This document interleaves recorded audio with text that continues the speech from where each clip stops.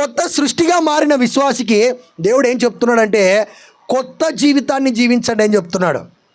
కొత్త జీవితాన్ని జీవించండి, కొత్త నిబంధన జీవితాన్ని జీవించండి, కొత్త నిబంధనలో నుంచి జీవించండి.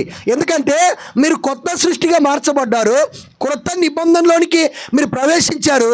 అయితే కొత్త ఆజ్ఞను బట్టి జీవించండి, కొత్త ఆజ్ఞను బట్టి నడుచుకోండి, కొత్త ఆజ్ఞను బట్టి ప్రవర్తించండి, కొత్త ఆజ్ఞను బట్టి మీరు కొనసాగండి అని చెప్తున్నాడు. అందుకే పాత నిబంధన నిన్ను వలె నీ పొరుగు వారిని ప్రేమించమని చెప్తుంది. కొత్త నిబంధన కొత్త ఆజ్ఞ ఏమని చెప్తున్నాడు? మీరు ఒకరినొకరు ప్రేమింపవలెను. ఇంకా అయిపోలేదు, ఆ వచనం పూర్తిగా చదవండి. ప్రేమింపవలని మీకు కొత్త ఆజ్ఞ ఇచ్చుచున్నాను. ఎట్లా ప్రేమించాలా? నేను మిమ్ములను ప్రేమించినట్టే మీరును ఒకరినొకరు ప్రేమింపవలెను.